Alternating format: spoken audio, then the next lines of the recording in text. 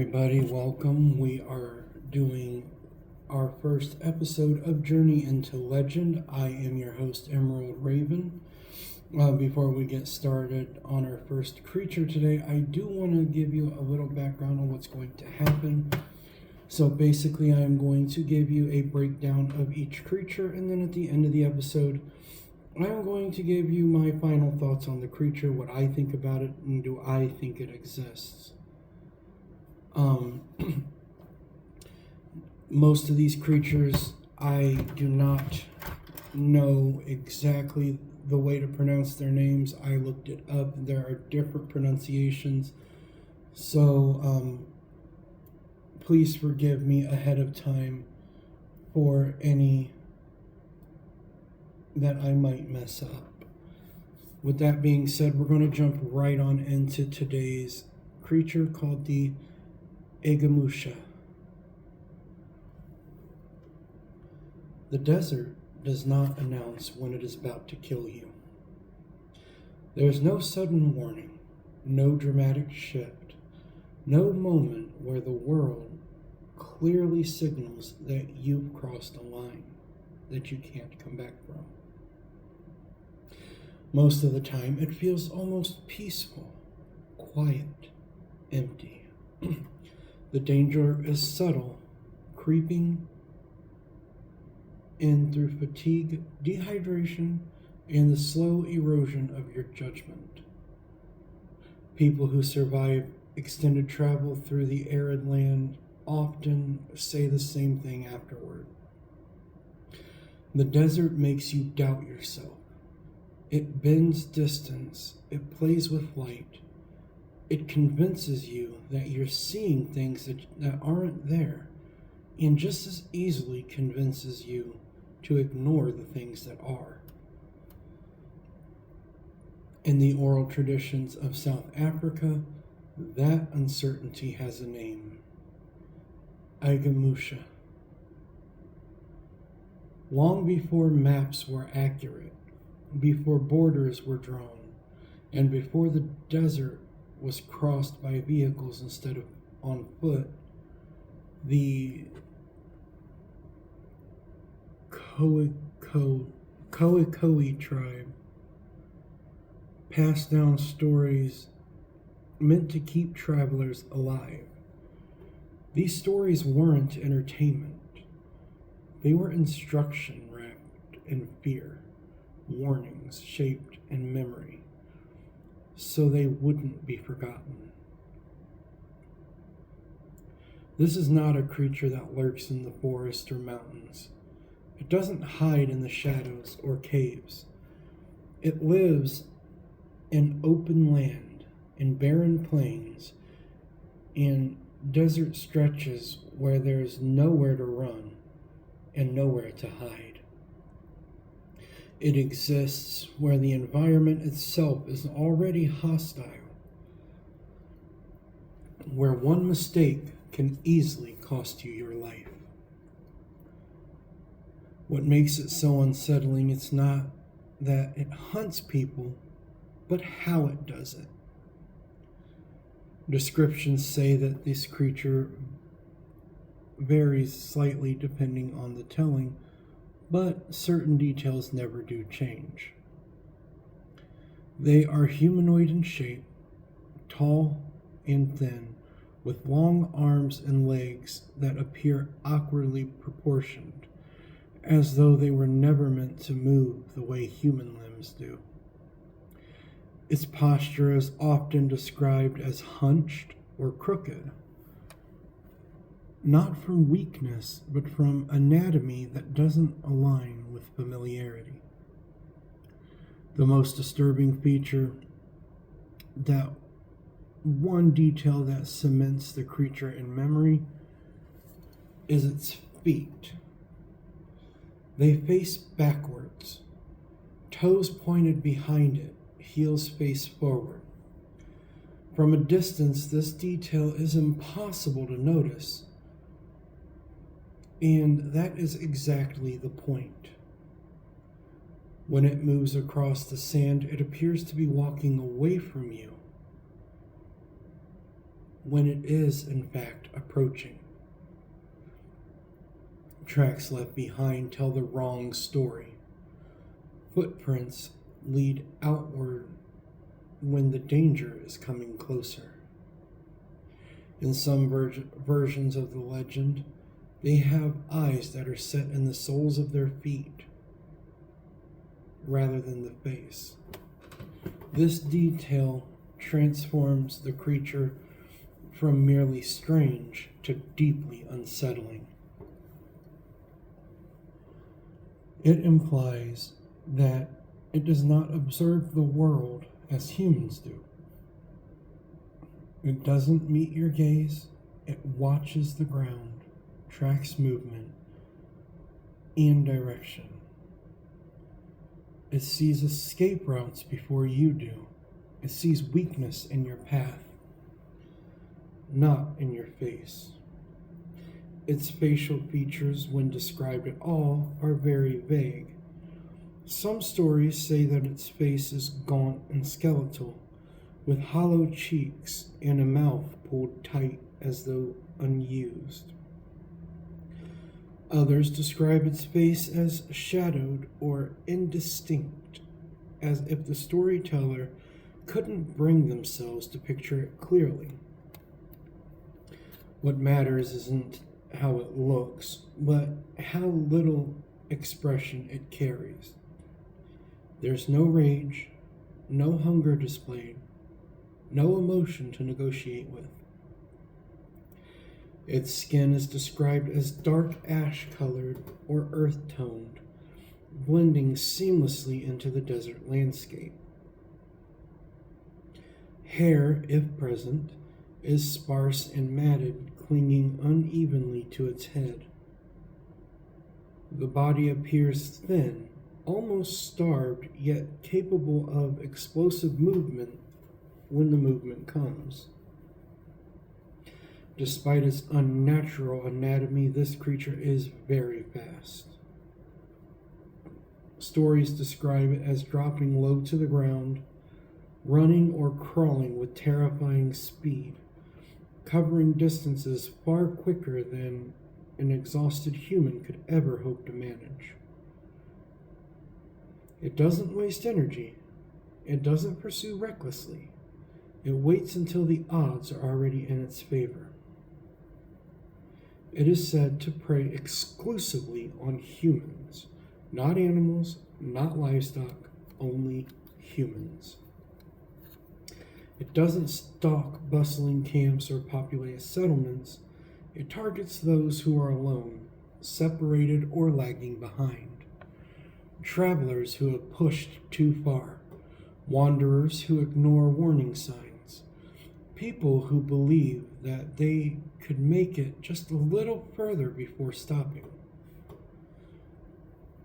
In many stories, the encounter begins with the sense of relief. A traveler spots a figure in the distance, another human shape, in a place where loneliness presses down like weight. The figure appears to be moving away, walking steadily across the sand.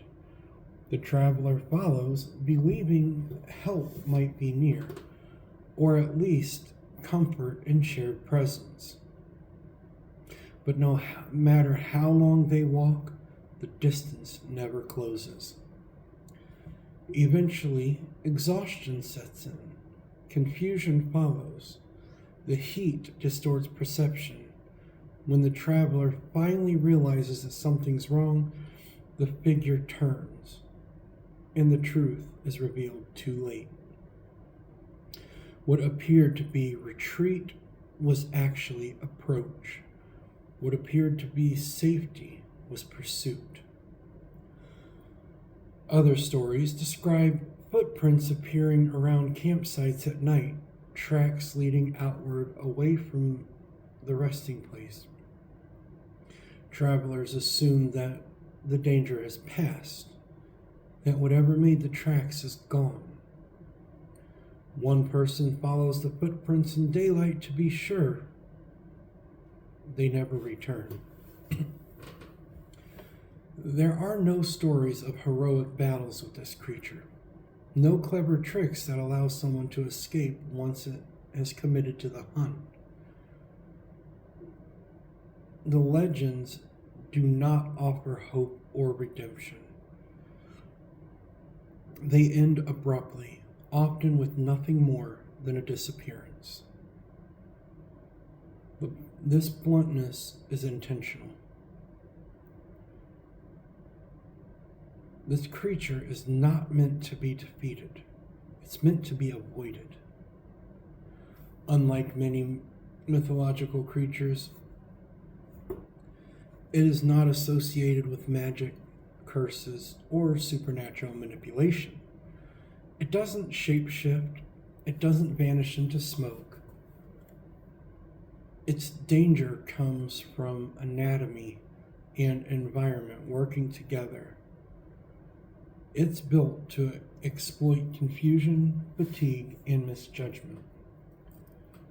Modern cryptid culture has largely overlooked it, and there are no famous photographs, no televised investigations, no online forums debating blurry images.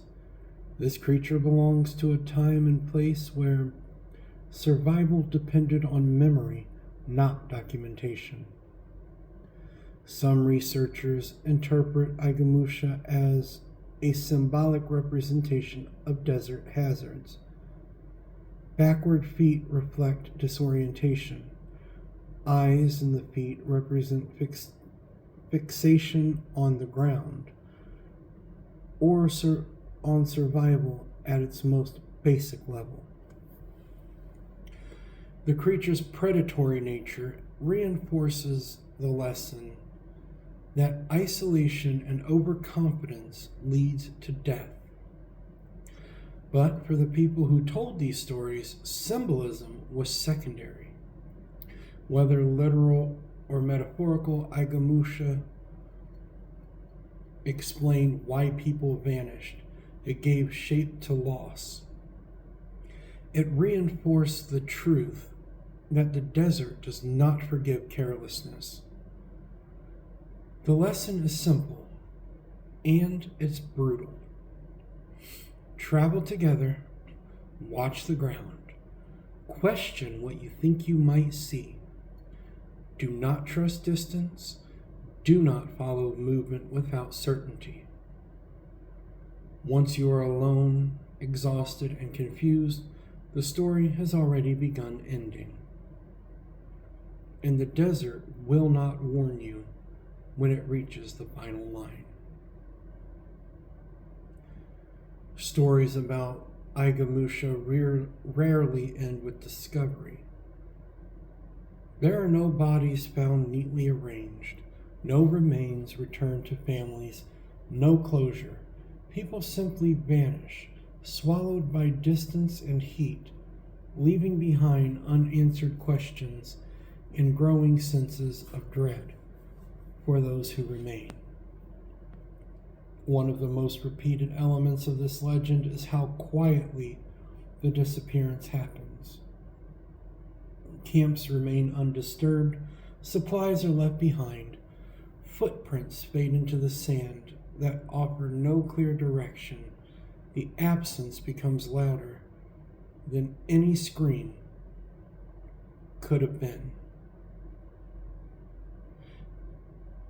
Elders in the tribe warn young travelers not to let desperation override awareness. The desert, they said, tests patience before it tests strength. When someone pushes forward despite exhaustion, despite thirst, despite that creeping sense that something is wrong, that is when Igamusha notices them.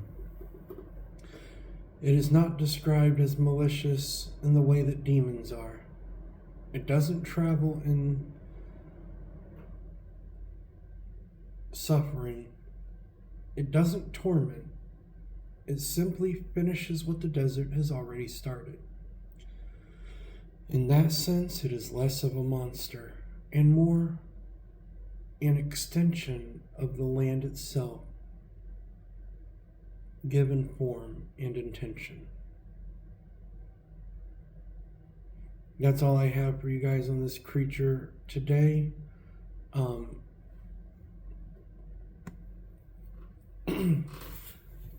So I will be back here next week with our next creature. As for right now, I'm going to bring this episode to a close. If you enjoyed this episode, please like it and share it with your friends. And